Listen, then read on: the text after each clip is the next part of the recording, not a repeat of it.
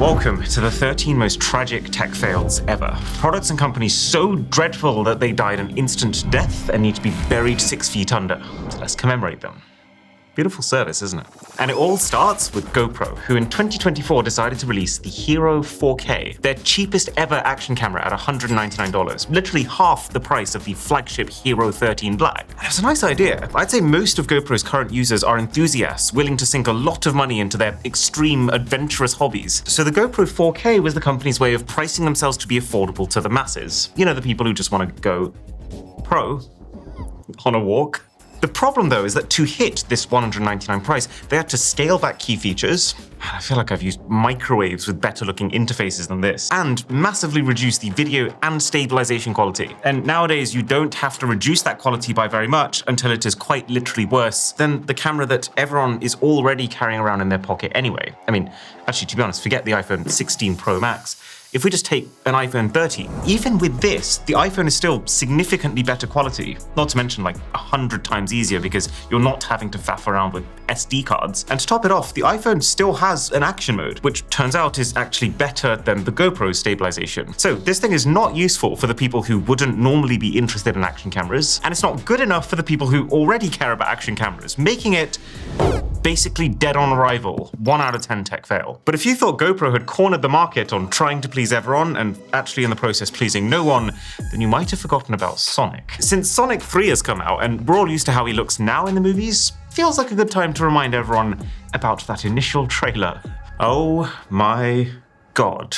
People were outraged that this is how their beloved childhood hedgehog friend was being portrayed. The uncanny valley human-like proportions, the weird spaced out eyes, the teeth. I can guarantee those teeth will have appeared in children's nightmares across the globe. The reaction was so strong that Paramount decided to make a massive, publicly embarrassing U-turn, announcing that they would redesign and reanimate Sonic from scratch, which cost them an estimated $5 million and delayed the movie by a full 3 months.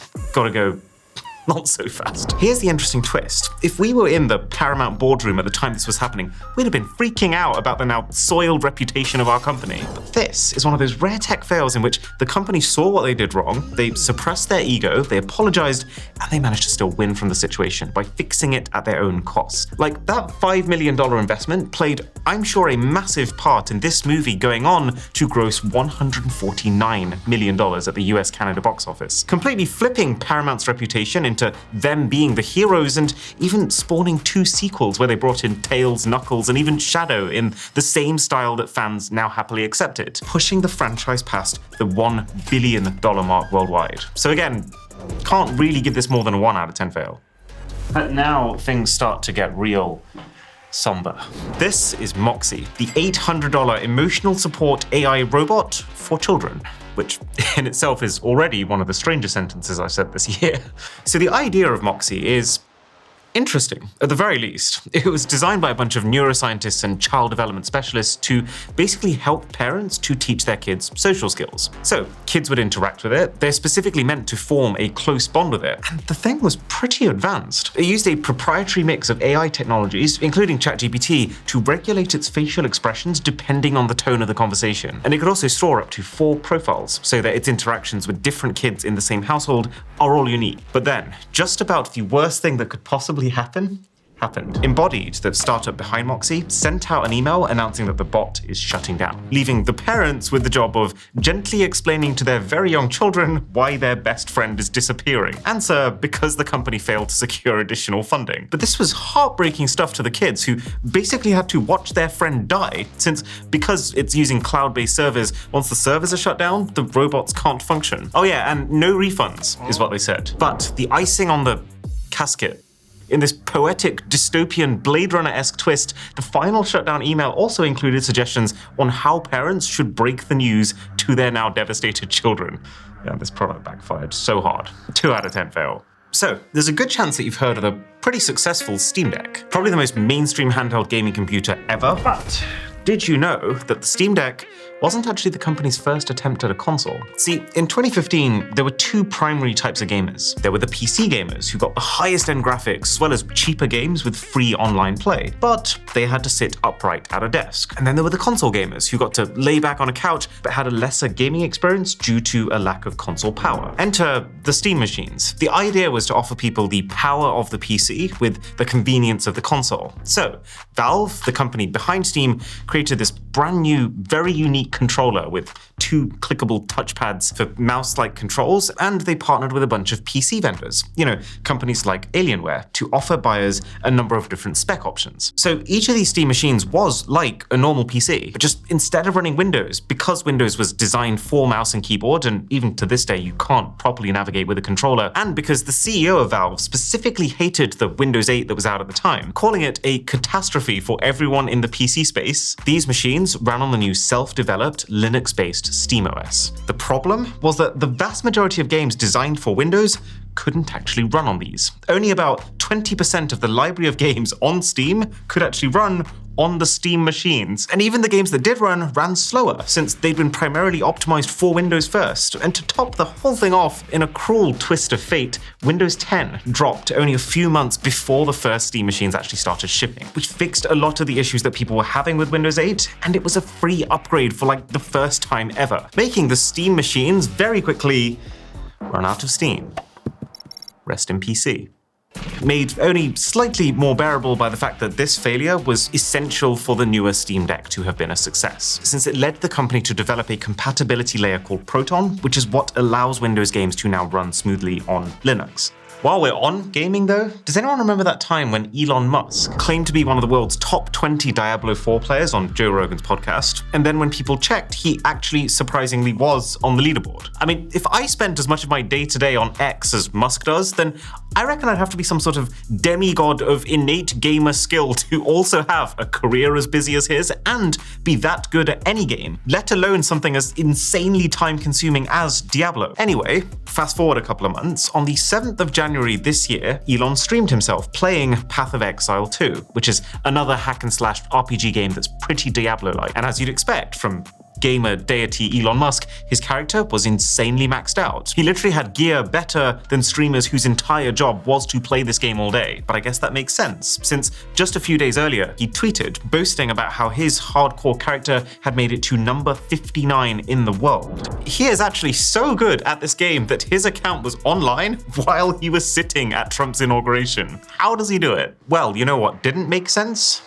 The game itself. To Elon. People immediately got suspicious because he had all of this absolutely insane gear, but when he was live streaming, he was acting like someone who literally never played the game before. Like, for example, completely ignoring a Chaos Orb, one of the rarest currencies in the game. He keeps trying to pick up an item despite having a full inventory. You get the sense that he doesn't understand why his click isn't doing anything. Elon confuses item level with required level, causing him to lament that his unbelievably busted top tier gear is only level 62. But by far my favorite, most damning and just all-out cringe offense. On the stream, he only plays maps from a folder clearly titled Elon's Maps, which can only mean one of two things. One, that he has paid someone to play this account for him, and they're the ones who've set aside some easy maps for him to play on stream so that he doesn't get annihilated while bragging to the world about how he wishes he could make the game harder. He literally did that, by the way. Or two, Elon just decided to actually name his map folder after himself, which, to be honest, might actually just be even worse. So anyway, the internet pretty quickly figured it out, and Elon admitted in DMs to YouTuber NicoRex that he had been having someone else boost his account. And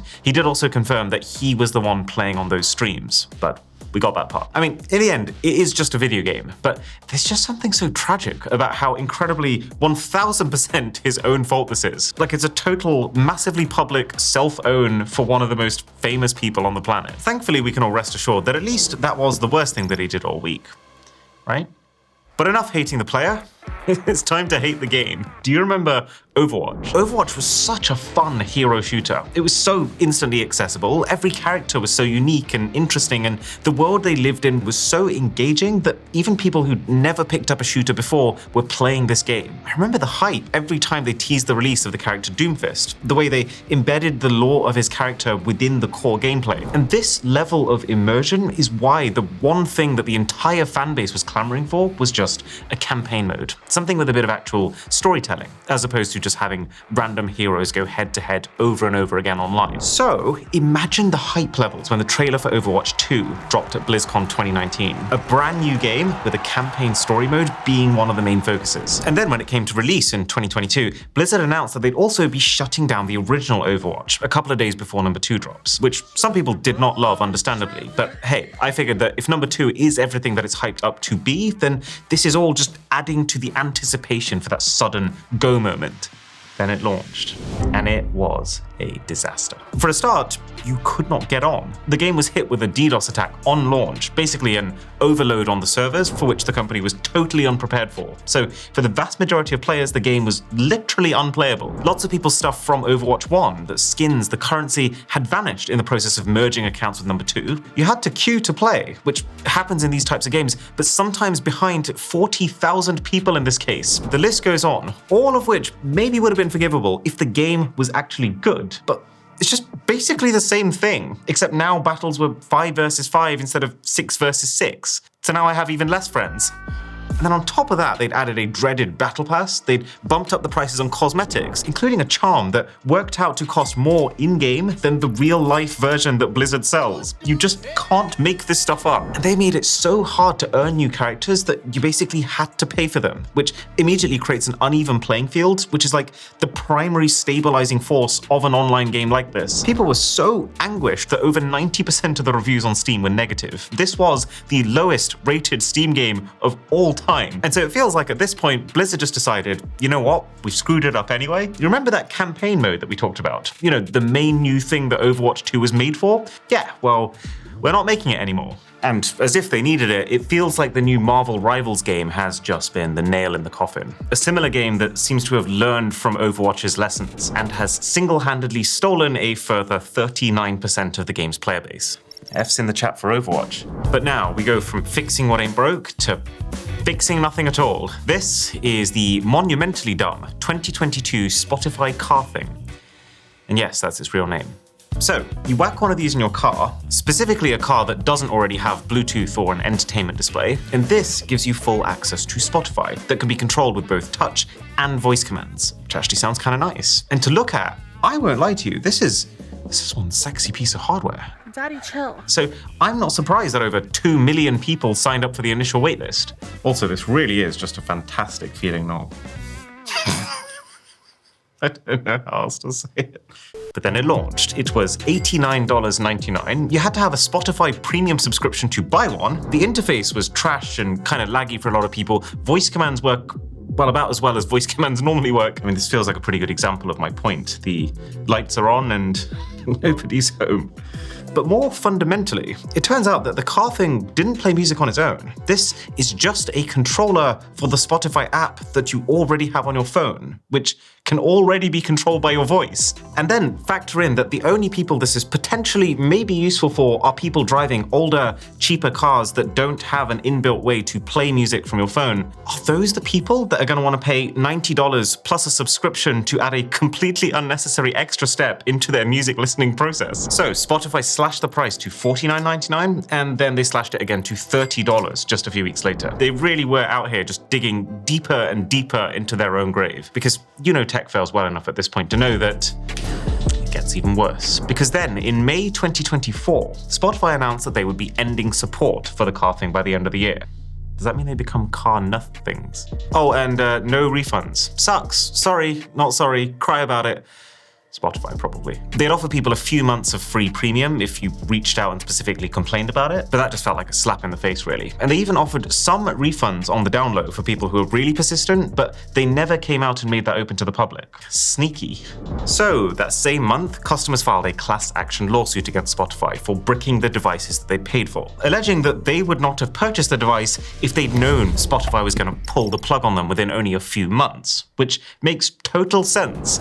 So, that was a hardware screw-up from a company well-respected for their software. Well, the Sonos app redesign in May 2024 was the exact opposite, and it was a lot worse. The company completely overhauled their Android iOS app, and the idea was to swap out the tabbed navigation system to a customizable home screen layout, basically to put everything at your fingertips, speeding up your use of the interface, which, if you've ever had the pleasure of using the Sonos app before, sounded like a much-needed thing. And, well, it did make the app faster, but it's just that people very quickly at launch realized that while they could get to a lot of their stuff more readily, some of the most fundamental features like the sleep timer, alarms, editing the music queue, or, for many people, actually being able to find their speakers, not small things that are easily missed, were just gone. And if you were visually impaired, the app was just completely blocked off for you because it didn't even launch with any kind of screen reader capability. Remember, this isn't just a speaker company who launched an app. The app is the company. Sonos' speakers are nothing without it. So naturally, Reddit had an absolute field day with this. People who'd built their entire homes using Sonos tech were fuming. There was a mass call for people to boycott the brand and abandon them for alternatives.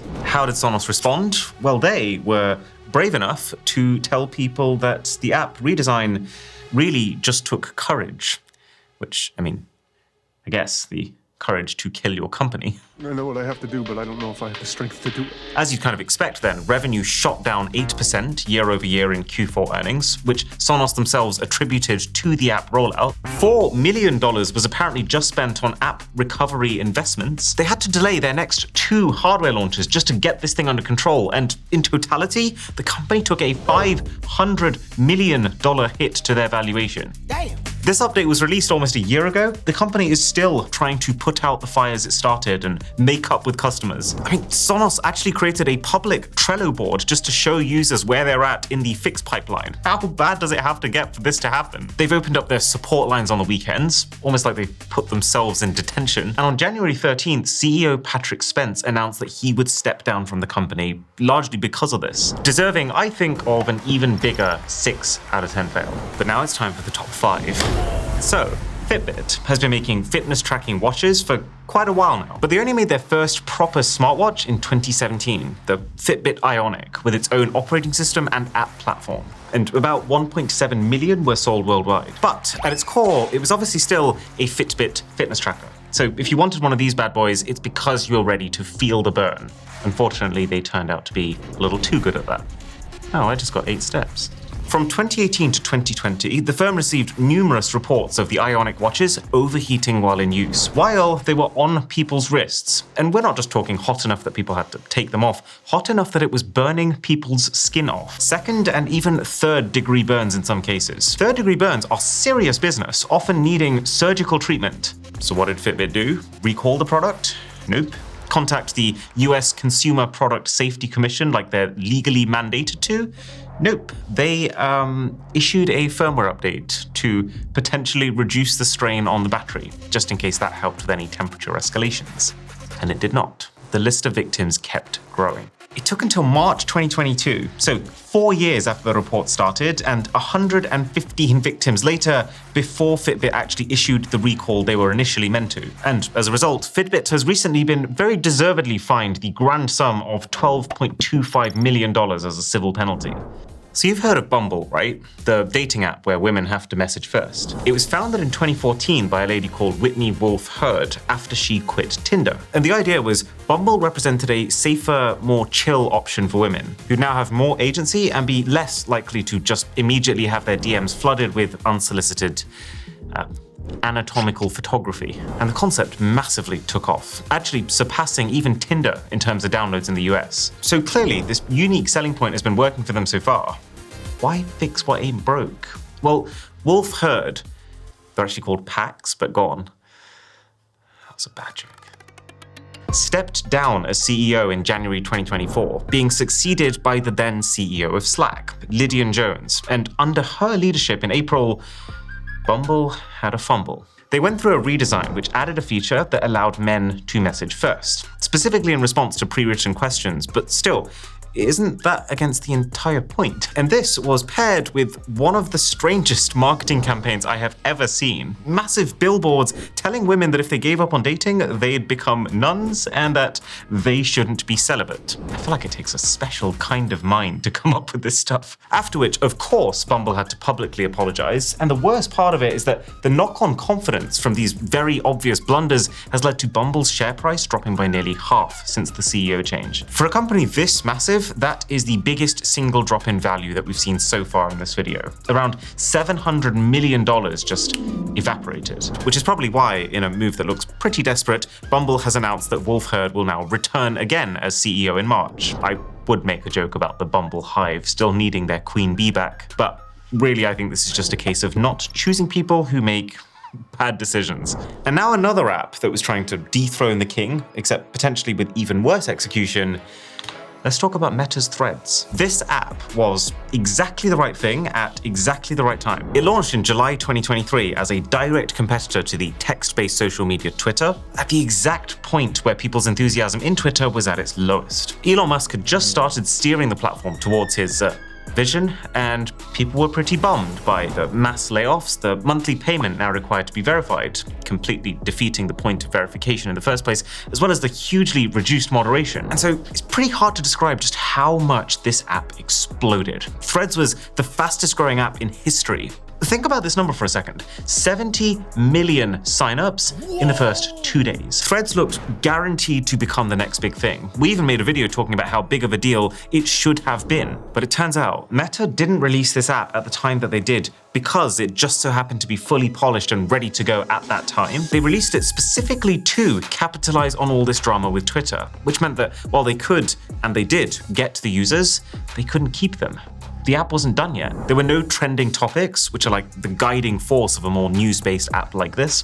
There were no hashtags, the ability for trends to spread. There was no search, which just made it feel incredibly aimless. And the problem with being so similar to Twitter is that if you don't beat the bird, you've lost to the bird. No one really wants two separate platforms that they have to juggle to post the exact same content on. You just want one place that you know the other people that you want to reach are also on. And since Threads didn't do enough to overtake Twitter to become the default option for this, its initially triumphant users just slowly, surely trickled back to where they came from. Now, don't get me wrong, Threads hasn't completely disappeared. It gets around 100 million daily active users. But then, considering that it got 100 million signups in the first 5 days, it's clearly got a very uphill battle if it wants to take out Twitter, or X.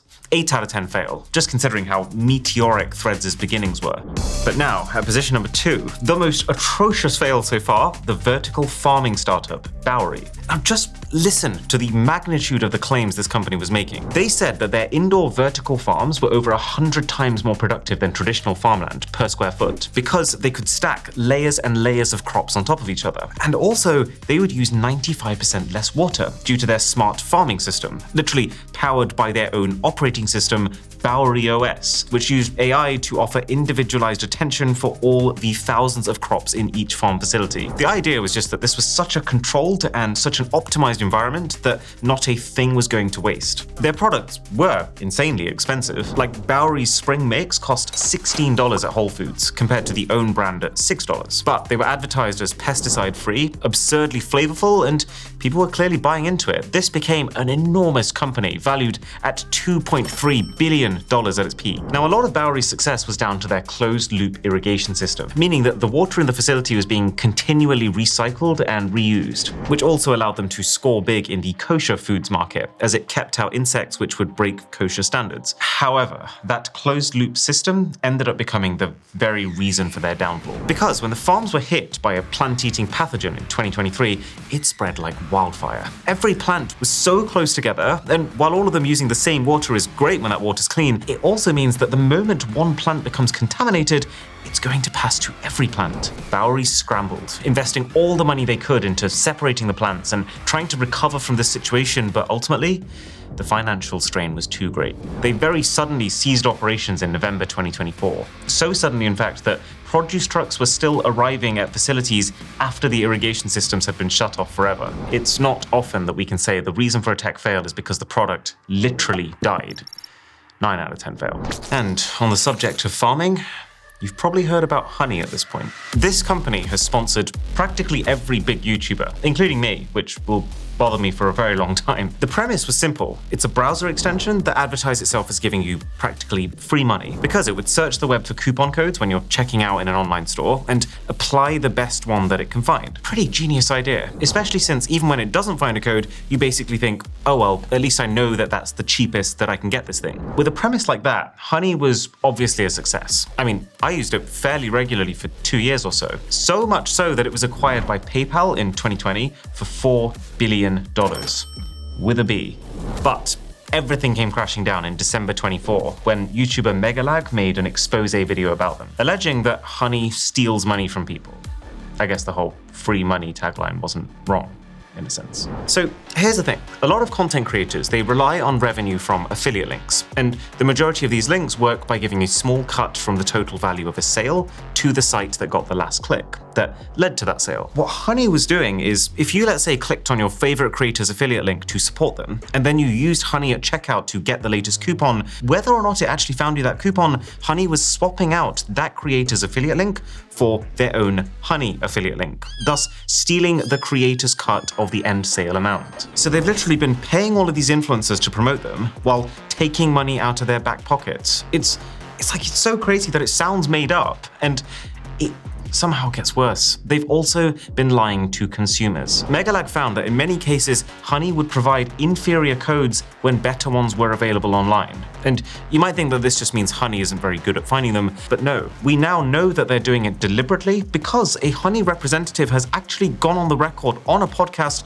about working with businesses to give them more control over what coupon codes to find. It literally lets you control like the customer journey, convert and control like the discount code percentage as well. So essentially they're advertising themselves to consumers as a way to save money, while advertising themselves to businesses as a way to stop consumers saving money. It is a pretty grave situation, and as expected, the fallout has been enormous. Megalag's video is on 16 million views and counting. Honey has lost all credibility and the chance to work with many YouTubers. Like, we're not going near it ever again. And to top it all off, YouTube's favorite snappily dressed lawyer Legal has fired a class action lawsuit against Honey. One more thing I want to show you. So a few weeks ago, I got this text on my phone. Hello, this is Charlotte Sandback from Brookson, etc, etc, etc. I don't know a Charlotte Sandback, so I looked it up. There's some pretty legitimate looking profiles online, but it's only when you scroll further that you see this phone number is typically associated with scam activity. So how did Charlotte get my number? Well, she probably bought it. There's an entire industry of data brokers whose entire business is collating all the data about you online. Address, phone number, email, even things like your interests and your religious beliefs, and then selling that data to businesses who, in a best case scenario, will use it to spam you, and in a worst case scenario, will use it to scam you. And this is what Incogni, our sponsor, is designed to combat. Incogni reaches out to those data brokers, it personally requests the removal of your data, and then it handles the entire end-to-end process to make sure it happens. So when you sign up, you'll see all the companies that have your data, how risky it is for them to have that data, and then a simple button to request the removal of it. And over the last couple of years, I have asked this thing for 75 individual removal requests, and it has managed to push every single one of them through. Take your personal data back with Incogni, and we've got a code Mr. Who's the Boss, which will get you 60% off an annual plan.